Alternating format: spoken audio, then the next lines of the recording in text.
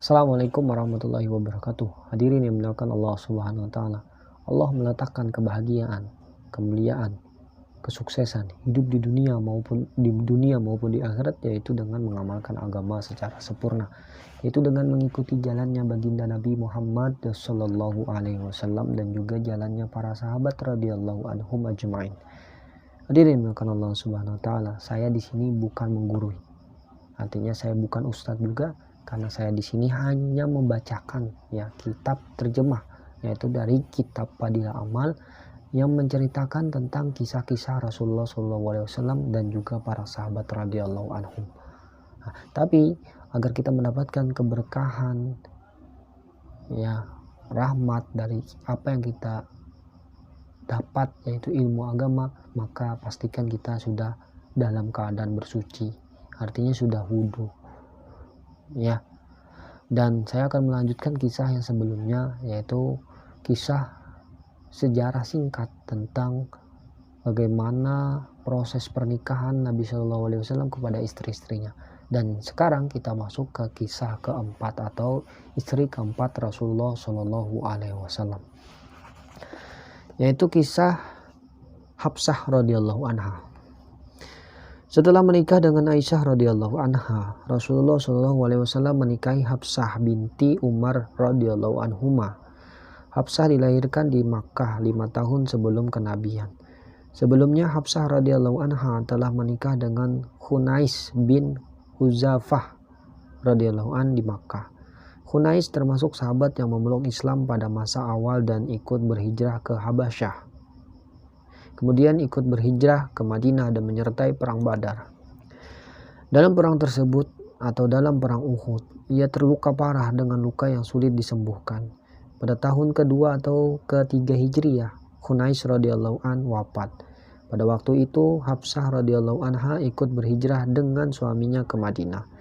Setelah ia menjanda, pada mulanya Umar radhiyallahu an menawarkan Hafsah kepada Abu Bakar radhiyallahu an. Ia berkata, "Aku ingin menikahkan Hafsah denganmu." Namun Abu Bakar radhiyallahu an diam saja. Ketika Ruqayyah radhiyallahu anha, istri Utsman radhiyallahu an, yaitu putri Rasulullah SAW, wafat, Hafsah radhiyallahu anha pun ditawarkan oleh Umar kepada Utsman. Jawaban Utsman radhiyallahu an saat ini aku belum berniat untuk menikah, kata Utsman. Kemudian Umar radhiyallahu an mengadukan semua ini kepada Rasulullah SAW. Beliau bersabda, "Aku akan menunjukkan kepada Hafsah suami yang lebih baik daripada Utsman dan untuk Utsman istri yang lebih baik daripada Hafsah." Akhirnya pada tahun kedua atau ketiga Hijriyah, Rasulullah SAW sendiri menikahi Hafsah radhiyallahu anha dan Utsman radhiyallahu an dinikahkan dengan Ummu Kulsum putri Rasulullah SAW. Tentang syahidnya suami Ummu Kulsum radhiyallahu anha, para ahli sejarah berbeda pendapat ya. Apakah ia syahid disebabkan lukanya pada perang Badar atau pada perang Uhud? Perang Badar pada tahun kedua hijrah dan perang Uhud pada tahun ketiga hijrah. Karena perbedaan itulah maka ada perbedaan pendapat mengenai pernikahannya. Selanjutnya Abu Bakar radhiyallahu an berkata kepada Umar radhiyallahu an, "Ketika engkau menawarkan Hafsah kepadaku dan aku diam saja, tentu engkau sangat kecewa, bahkan mungkin tersinggung." Ya, kata Abu Bakar. "Hal itu aku lakukan karena sebelumnya Rasulullah SAW sudah menyatakan kepadaku hasrat beliau untuk menikahi Hafsah. Oleh sebab itu aku tidak bisa menerimanya dan aku tidak berhak membuka rahasia Rasulullah SAW. Maka aku diam saja. Jika Rasulullah SAW tidak menyatakan niatnya, tentu akan aku terima tawaranmu itu." Umar radhiyallahu an berkata, "Sebenarnya diamnya Abu Bakar lebih aku sedihkan daripada penolakan Utsman." Ya. Hafsah radhiyallahu anha adalah seorang ahli ibadah dan ahli juhud. Ia sering tidak tidur malam dan pada siang harinya ia selalu berpuasa.